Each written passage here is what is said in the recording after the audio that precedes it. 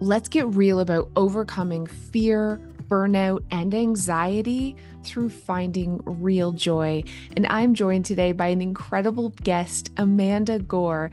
Amanda is an Australian author, a USA Hall of Fame speaker, a businesswoman, and the CEO of The Joy Project. She's won a ton of awards and is an incredible keynote speaker, but her real passion is eradicating the 3 core fears that she says everyone has so that they can live a more joyful life. Hello, Amanda. Thank you so much for being on the Clutterbug podcast. How are you?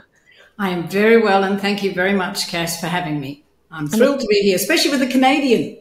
And you're obviously Australian. I love your accent so much. I introduced you, but I would love you to tell the listeners just a little bit about yourself and how you fell into this whole spreading joy. This is really what you do. You spread joy and you teach people to find joy. That's the theory. And it's really interesting, Cass, that you said fell into, because I literally fell into it. Well, actually, not falling over. However, I was a physical therapist. I didn't even know you could be a speaker. And I was doing a lot of training and teaching, and I had co-authored a book. Someone asked me to speak at a conference. And my memory of the conference is that it was about 20 people, but it must have been more because they had an MC. And the MC was an American who was living in Australia, but a professional speaker. And still to this day, the best speaker I've ever seen. And he said to me afterwards, "You should be a speaker." And I said, "What's a speaker?" And I had no clue, didn't know you could make a career out of it. So he mentored me into the business. And, I started off because I was passionate about teaching people how to stay well. And I was into wellness back in the days when people would say, "Well, what?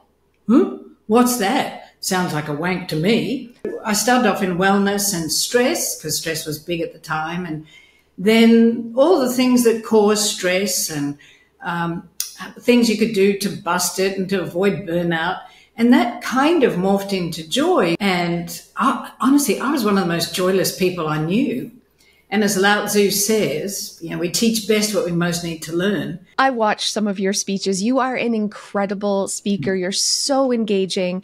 And I loved how I loved a lot of things that you talked about, but I loved how you talked about the stress. You said your mom, your stepfather had just passed and there was stuff going on and she was in this state of depression and stress. And you said usually when you feel this way, it's like 18 months to 2 years later that you'll see illness start to manifest because the stress, like the incident of stress is like planting seeds that slowly grow.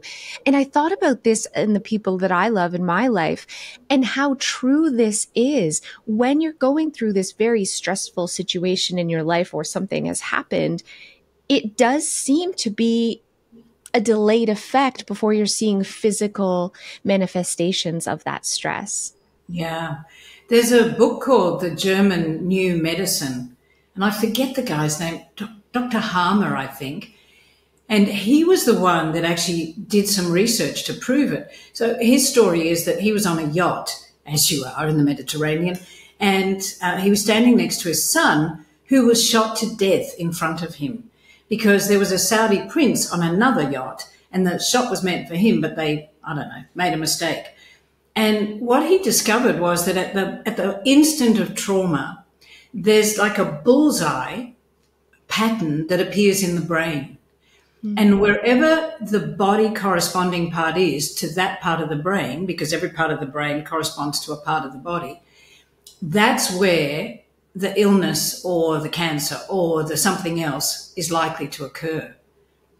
So it's fascinating. That's fascinating. Which is why it's so important for people to acknowledge and deal with the stress at the time it's happening. What do you feel about avoiding the situation? I feel like I do this, but I also see this with, my loved ones. I have a loved one. It's my mom. My mom's mother just recently passed away and she immediately busied herself.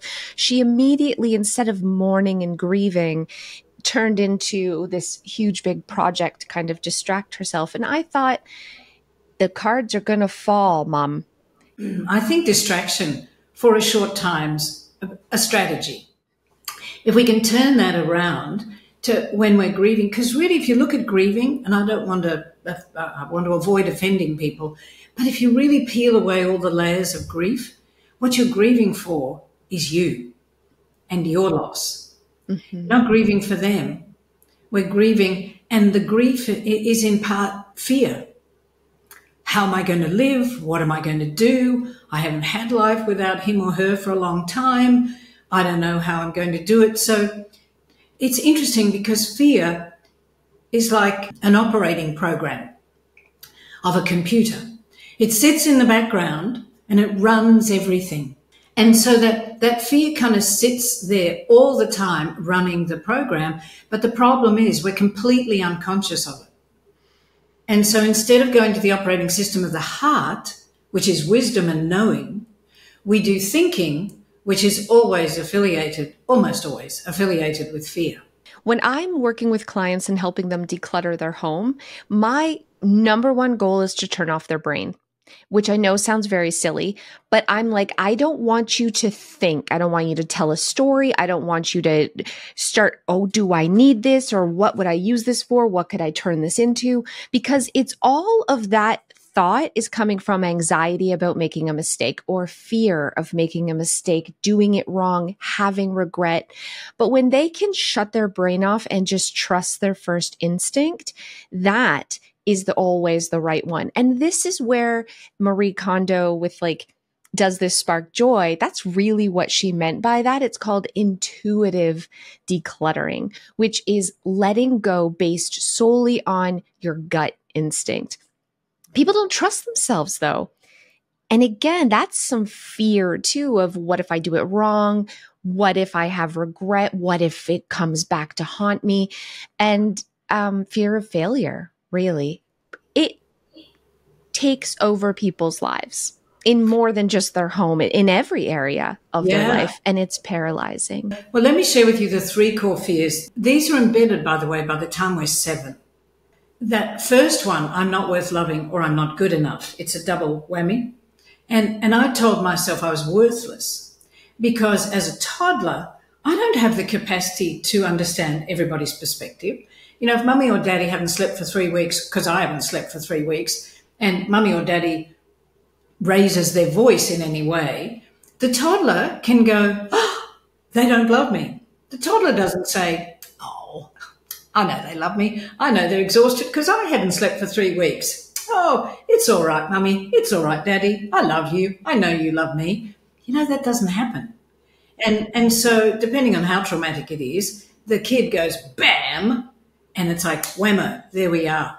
So I expanded mine. I'm a high achiever.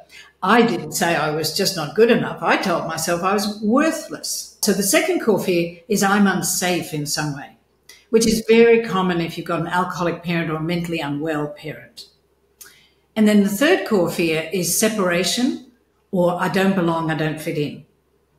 And those 3 core fears become the malware that corrupts the astonishing heart operating system being that a human is. I think having the self-awareness of these underlying deep fears is really important. So I'm going to share a story with you. I'm seeing a therapist, which I'm a big component of therapy because it's all about self-awareness, right? The more you talk, the more you learn about yourself. And I always knew I had this, underlying you're not good enough, which makes me try too hard to always, do cool things. But then what my therapist said to me is, did you realize that when you are around people who you don't feel are a lot smarter than you, you feel unsafe? So I forget what he called it. But I didn't know this about myself. So I get very angry and upset when I'm in situations where there isn't somebody in the room who can take control, who I can trust, that knows more than me, is smarter than me, is more capable of me, because I do not trust myself and I cannot be the leader. So I feel unsafe when people around me aren't much, much, much smarter than I am. So I would suggest you reframe that in a way where, because I can relate totally, absolutely, 100%. In fact, the mentor that I was telling you about, I know exactly how you feel, because as soon as I'm around him, I feel safe because he is a polymath. I feel no matter what happened, I would be safe. And it's been interesting because I've moved and I've had to get to a place where I can't rely on others. And I'm having to address what's really at the root of it. And the root of it is you're not good enough, yes, but also your self-worth. That's what it was for me. It was that worthlessness. And despite the fact, Cass, if you look at your life and how much you've achieved and how successful you've been, it's very hard for you to realistically say, well, I'm not smart or I'm not smart enough. And I have found, I'd come up with the first two myself and David taught me the third piece. But with these three core fears, so I'm not good enough, you might have expanded into worthless or not, I'm not worth loving, I'm unsafe in some way. And I found out maybe about 8 months ago, I had never really felt safe a day in my life, especially if I was around other people. And then the third is a fear of separation, don't belong, don't fit in. So if you can work out what story it is that you're telling yourself, and it's really a story, and then if you can work out roughly when it started, and when I ask people that question, almost immediately something comes up.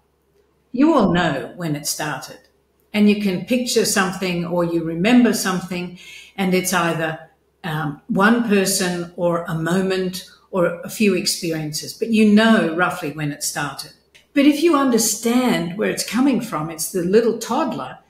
And, Kat, here I am talking about all this stuff, and I can't tell you how many years I said to people, not the childhood stuff again. Do we have to deal with this? Like, everything in life isn't about your childhood. Well, yeah, it is. I know it is, Yeah, isn't it? Yeah, I grew up with undiagnosed ADHD, so I really struggled in school. I was very hyperactive, but also I struggled to, I thought I was smart maybe, but I also was the proof was that I was very stupid in that I couldn't memorize and that I couldn't do math and I couldn't, right? So I grew up feeling always like the dumbest person in the room, always very, very stupid. But then as I got older— Can I stop you for a minute? Yes. You didn't feel like that. You told yourself that. Yes. And society told me that. I was told by teachers in the grade, not in the words, but in the grades I received.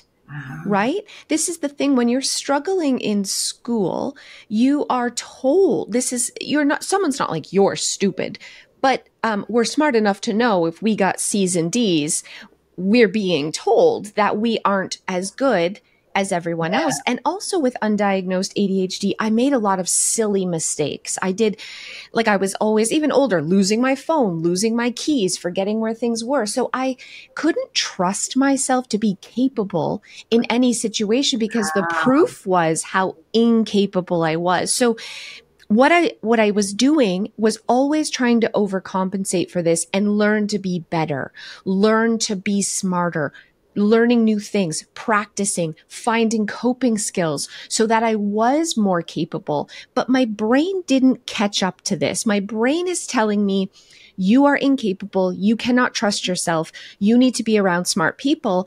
And yet here I am growing knowledge and growing skills and growing capability. So this very weird thing happened where I actually started becoming more capable than those around me, knowing more things than those around me.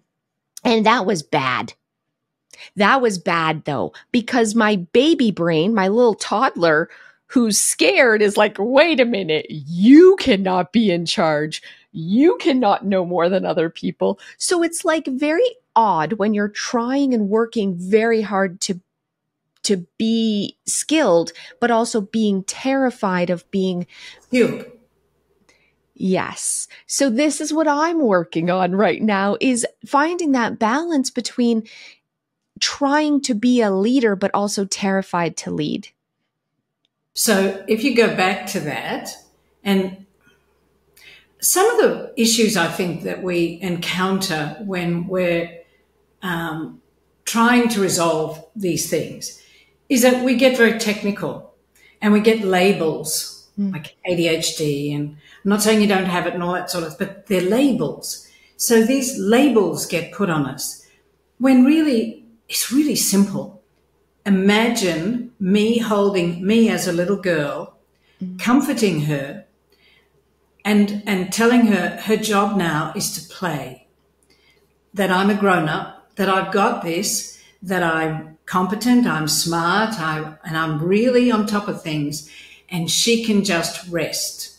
To really clear this up, instead of thinking our ways through it, constantly be aware of how you're feeling. And when you're not feeling comfortable, look at it and go, which fear am I telling myself right now? And then go to the little girl or the little boy, if you're a boy, and comfort them and say, I've got this. I'm smarter. I'm way smarter now. And you are safe because I'm the smart one that's here taking care of you. And your job is to go out there and play and have fun and be a little girl. And you are beautiful and wise and loving, and I love you and I've got you.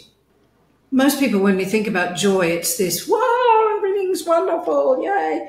And sometimes it's like that. But the vast majority of the time, it's inner peace. That's what I was going to ask you, the real difference between happiness and joy, because I've been doing a lot of research and listening to a lot of podcasts and books on happiness and how to create like a happier life. And it really comes down to what I've learned is contentment. So it isn't like happiness is like, I'm always happy.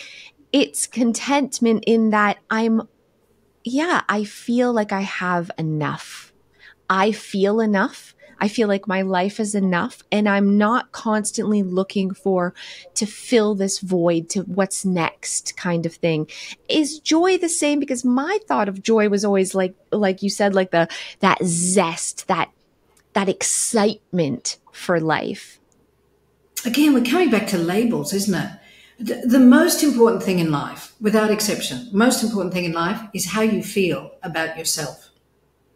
It underpins everything. And that's why the fears are so important, because those fears stop you feeling good about yourself, which then stops you living your best life, which I know is part of the theme of your podcast and your business. Digging in for those fears and finding them, because they're the joy killers. And they destroy the peace, and they destroy your ability to laugh and have a great time. And they destroy your ability to feel good about yourself, which then allows you to feel safe, which then allows you to be you. And if wherever you are, and the other journey I'm on is learning to be present. So, there are times when I just moved into a new house a month ago, and at the back of my house, there's a river. So I sit on the back deck, and I've never really been good at just sitting, and I'm learning how to sit. And I sit on the back deck and I look around, and I'm just so grateful, and I can absorb the peace of the river and nature around me. And it's little things like that that make a difference. And if you can focus on gratitude, every time you feel fear, like grief, flip it to gratitude. I have a lot of anxiety, and my mother had a lot of anxiety. Her mother had a lot of anxiety, and I see it in my children. And the thing about anxiety is I think of it as like a little monster that sits on your shoulder that is like, this is scary. You shouldn't do it. And the more you give into, yeah, you're right, that is scary, I'm going to avoid it, you feed it this monster, and it grows and it grows. And so when I talk to my children who have extreme anxiety, two of them have a lot of social anxiety, and when they avoid uncomfortable situations, what I tell them is you're just feeding your monster. And the best thing to do is acknowledge that it's okay to be afraid. But the definition of bravery is being afraid and doing it anyways. And that's how you punch that monster in the face and make him a little bit smaller. So every time my children or myself are like, I don't really want to go to this party, or I really don't want to go out, and I don't really want to talk to these strangers, and I don't really want to stand on front of stage and talk, I'm scared. Acknowledging that it's okay to be scared, but we're going to push through the fear and do it anyways. And this is what happens when you start decluttering anything that causes anxiety. It's so scary to donate something, but every time you do it, it gets a little easier the next time because you're taming that little monster, right? Yeah. We're pushing through the fear and things that we're not going to run into a dark alley and embrace somebody with a knife. But in situations where our life is not in jeopardy, and we can rationalize that we are safe, when we can push through the fear and kind of beat that guy down, we slowly are shrinking it down. Seeing it as a little monster, I wonder if there's a way of reframing that into it's a little opportunity being or a mirror. I hear what you're saying. So this doesn't have to be a monster. What if this is the scared little girl that you're then just reassuring? You're like, it's okay.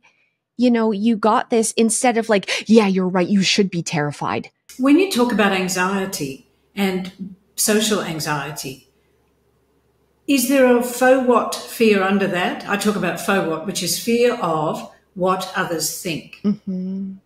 So it's either that or an element of that, because that's bred into us, and especially with kids these days and social media. Social media is like finely tuned to create that sort of anxiety in kids. So some of it's that, and some of it's I'm going to make a fool of myself, i.e. look stupid, i.e. not good enough. I'm not really worth loving, so nobody's going to like me. Mm-hmm. I'm just unsafe. I don't feel safe. And so I don't know what's going to happen. Or I don't belong and I don't fit in. So I'm going to go to this group and somebody will look at me and they won't like me. Yeah. Oh man, just hearing you talk, I think of all the people I'm coaching with decluttering and how not being able to let go of things is really coming from a place of fear. So identifying that underlying why, and I think for the majority of people, it is two things. It's, I don't trust myself. I'm afraid that I'm not capable of making these decisions and I'll regret it. I'll do something wrong and I'll have to rebuy something, or I'll make somebody upset, or it's the I'm not good enough fear. But then there's also this other fear of I don't deserve this. So if they do get their home under control and they do start living like this amazing life, right? Because that's what happens when we get our home under control. Then our finances are easier. Our relationships are easier. We're proud of ourselves. We don't have this kind of like excuse on our back, like our house is a disaster. That's why I'm such a wreck. My life is a mess. When we eliminate that, it is scary for people. The thought, and so many people have said this to me, I'm afraid of succeeding. They say they're afraid of succeeding, but if you go under, I'm afraid of success, it's really, I'm not good enough. And I'm afraid if I'm successful and I'm seen more, or I get something, or I get the promotion, or I have a happier relationship, they're going to find out I'm not good enough. They're going to find out I'm not worth loving. They're going to find out I don't belong, I don't fit in. Become an observer of your thinking, because that's a key. Okay, I don't feel good. What's the fear? Okay, go to the little girl, little boy, tell them you've got this, tell them you're the smart one, or whatever for you the words are. I am the smartest here. I am really capable. I have got this. I've done it before. Even if I haven't done it before, I know how to do it. You are okay. And then carry on. I'm going to share an observation that I've made. I've helped hundreds and hundreds of people declutter their very messy homes. And when I go into someone's home, and I declutter with them, and then I kick them out and I reorganize and I surprise them and I make it super beautiful and they come back in. Their initial reaction is, wow, this is amazing. But what follows that 9 times out of 10 is grief. And it's sadness. It's like this sort of depression. And when we dig deeper with my clients of where this is coming from, it comes from, I don't deserve this. I don't deserve to live this way, which means the accumulation of clutter and all the mess around them actually makes them feel like, well, I deserve this. This, I know I hate this, but this is what I deserve. I'm not good enough for more. So when you give them this beautiful space and you like strip away all of that, they're left feeling very raw and vulnerable and upset with themselves because they don't feel like they deserve a beautiful home. And so this is why it's so important for me when I'm making videos or doing podcasts that I'm constantly saying to someone, do your dishes because you deserve it. Because what we're really seeing this underlying is there's an excuse of I don't really want to, or, you know, that's hard work and I'm avoiding. But deeper than that is they truly feel like they're not worthy of a home that's clean and beautiful. It's like a self-sabotage thing. You would probably be horrified to see my house. So I must look at it myself. I am in the process of cleaning it up, though, having just moved in. I wonder if the clutter and the messiness matches what they think about themselves. Absolutely. So it's rather than talking about deserving, because when you've got those core fears, I know I've tried this too in the past, going, I deserve this. I can say the words, I can strategize it, but do I feel it, or did I feel it back then? No, it didn't really. But when I realized I didn't think I was lovable, for me it was the lovable, worthless thing.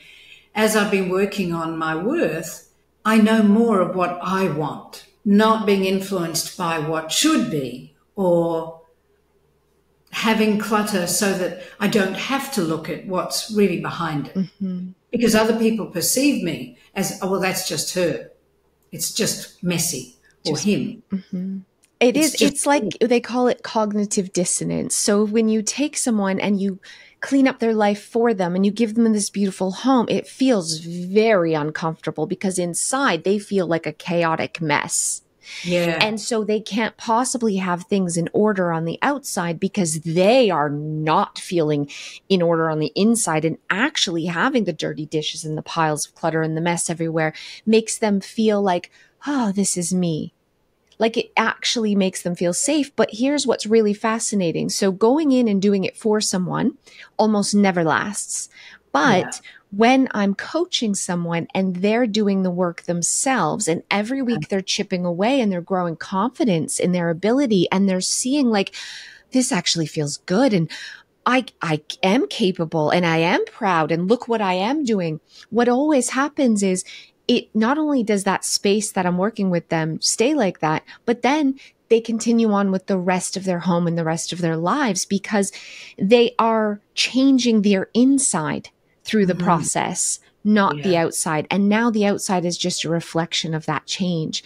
So I no longer want to be a person who goes into someone's home and does it for them because it's not helpful. It's not giving them the long-term benefits that they get when they do it themselves, because it all comes down to how they see themselves, how they respect themselves.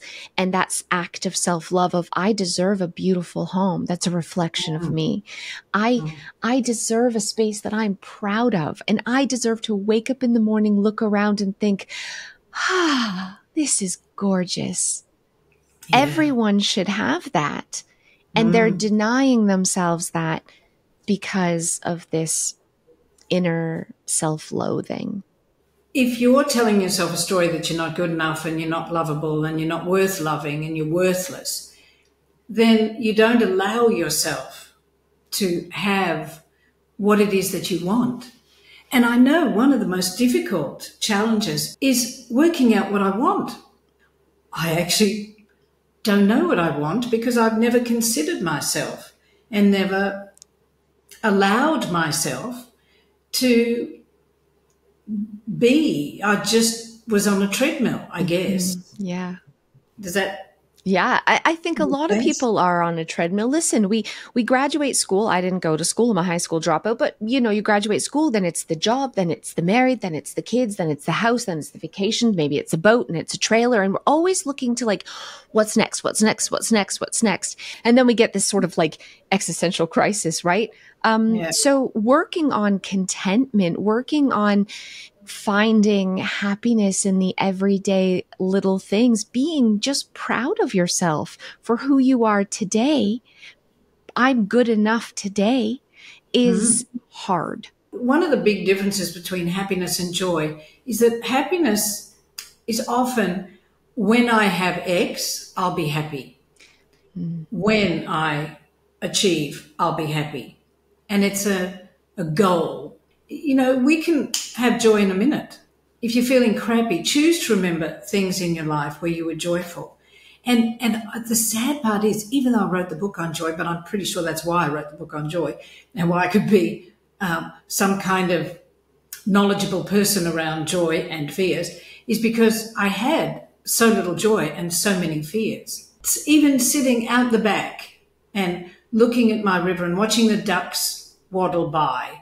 And I'm choosing to register those as moments that bring me peace and comfort and joy and contentment. And I'm going to challenge you, Amanda, too, because you just moved in. Listen, there is power in making a joyful nest, a Yeah, joyful home, great. because I try to create a home where everywhere I look, I see something that reminds me of happiness.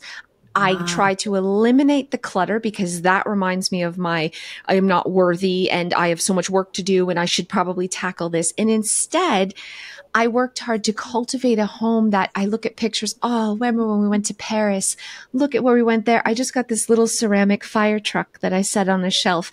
And every time my eyes breeze past it, I think, I'm proud of you. I wake up awesome. in the morning and I hung bright curtains. And the first thing I see is a bedroom that is tidy and there isn't work to do. And I look at these curtains and I think, oh, I love this bedroom. I love this bedroom. I Yeah. think that thought every day. And when I lived my life with a very chaotic, messy, dirty, cluttered home, the first thing I saw when I opened my eyes was, oh, you're worthless. Look at this place. You got to get this under control. And that's the first thought I had when I woke Wow. up and the last thought I had before I went to bed, looking at the mess or avoiding my home, avoiding looking at it. But the majority of us spend 90% of our time indoors. Yeah. And so it should be a reflection of the us we want to be. And it should be a Wonderful. reminder of our happiest moments. And you're so right with that. Because I couldn't bring too much from Australia. I decluttered before I left. But I have photo albums that have, lots of little things inside. So I have one with my brother and my mum, and I have just a few precious things around. And I have crystals, which bring me joy because they're so beautiful. Mm-hmm. And this is in the unpacking phase. I'm so glad we had this conversation because as I go out and I get rid of boxes and things, I will remember you, Cass, and I will be putting as much as I can find that reminds me of joyful moments or brings me peace and joy. Because I've never been someone who decorates. I'm a super And practical this person. is it. People say this all the time. Oh, I'm not big at decorating, but I don't see it as decorating. I see it as creating visual reminders of the things that make you happy and Yeah. putting your joy on display so Oh, that when you walk through your home makes you happy. Your home is a reminder of your happiness as opposed to your home contributing to your sadness, which is what a lot of people do. And maybe this is a reframe that we can have about our home because I know issue for myself that I struggled with. It affected my self-esteem. And when I could change my environment, I could change inside. When I Yeah. worked to change this and have this be a reflection of happy, I became happier.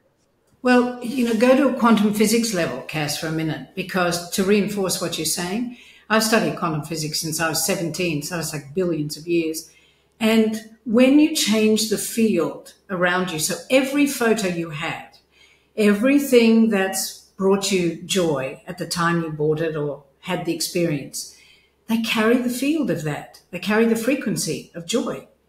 And so it's reinforcing what you're saying, that if you surround yourself with things that are of the high frequency of joy, then you stop the, and I know exactly what you're saying as well, because my office has taken me 3 weeks to try and sort out, because I'm doing other stuff and then coming in here. And every time I look at it, it's like, it's like a bomb blew up in it. And you're right. It makes me think, I got so much to do. I got so much to do. And if I just put it all in a pile and shove it in a drawer, I feel better. Mm-hmm. I still know I've got it all in the drawer, but I feel better. And take it a step further. You should have a wall in your office with like pictures of you on stage and awards that you've won. And you should be reminded of your greatness in your home. You should have curtains that are your favorite color, that you walk in and you think, because your space should energize you. Your space should be this mirror of your best self reflected back at you. And it doesn't take decorating skills or anything like that. It takes intention of looking at it differently as a reflection of your happiness and your joy. And I truly, truly believe this, because I've seen it with hundreds and hundreds and hundreds of people. When they manifest their space, even though they don't feel it on the inside, when they work to create that, they change their inside too. And then even those days that you are having a bad day, you just have to open your eyes and look around and be reminded of all the things that bring you happiness.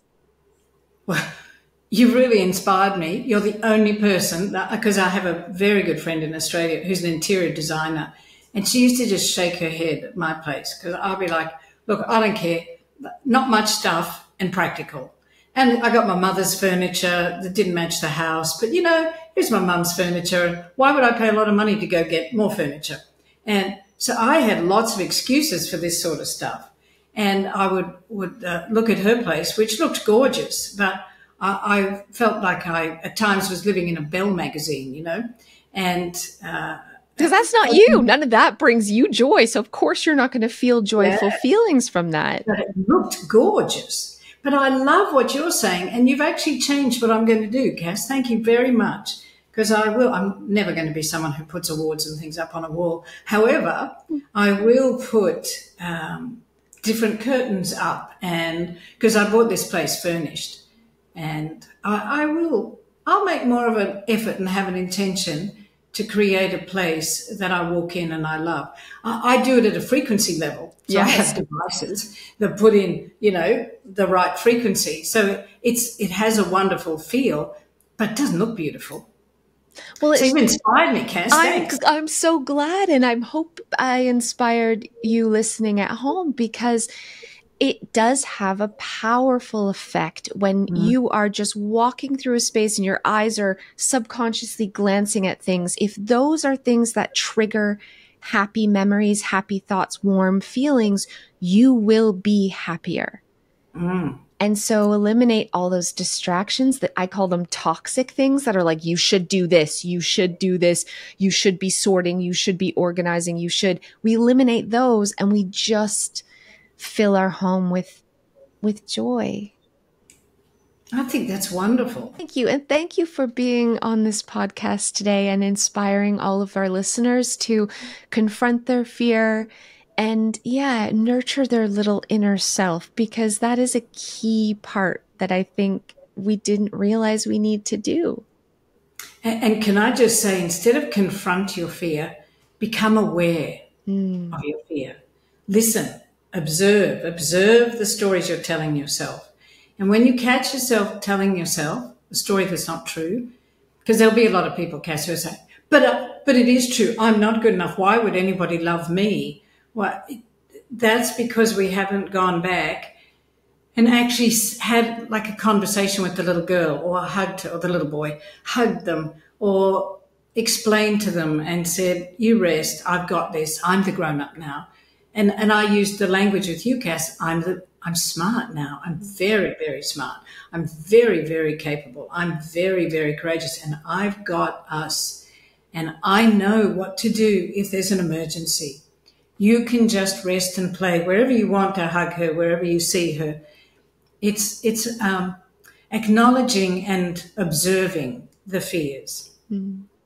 That I think, rather than confronting, because then I feel like people, you bring in that kind of fighting energy, and fighting's probably not what the little one needs. You're right. You're right. It's all about the reframe of the words. I love that. I'm going to stop punching my fear in the face and instead nurture and love it. Okay. Please let my listeners know how they can find you and just get more greatness from you. Oh, that's sweet of you. Thanks, Cass. My website's amandagore.com, but my YouTube channel's Amanda Gore TV. So there's quite a lot of videos on that. I'm just thrilled. You can sign up for my newsletter, which I'm going to write much more frequently once I've settled into the house and Cassified it. I'm going to Cassify my house. She's going to get curtains today. Go to Wayfair. Wayfair. Wayfair? Yeah, Wayfair has beautiful curtains. I want you to look at something that, like, you look at it and you think, oh, that's gorgeous. Okay, I will. It's gorgeous. I will hang up and I will go to Wayfair, because I bought some things from Wayfair, and have a look at curtains, because I just didn't care about curtains before. You deserve beautiful curtains. Yeah. All right. I'm choosing actually to have beautiful curtains because I want to create a space that I move about in that brings me joy. Mm-hmm. So maybe that's an interesting reframe, Cass, too, rather than the deserve, because I find it, just for me anyway, I find it hard to hear that. But if I hear I'm choosing, it's a whole different kind of framework around it for me. Whereas, you know what? Yeah, I would like to have a place that reminds me of joy everywhere I look, or makes me feel good every time I look at it. So yeah, I'm going to do that. So thank you, Cass. I'm thrilled and I cannot wait. I feel like 6 months from now, you're going to look around this place and feel like home. Joyful home. How about we have part 2 and I'll tell you about the changes. I can't wait. Well, thank you again. And thank you to all my listeners. And I'll see you guys next time. Yeah. Thanks, Cassie, for having me on.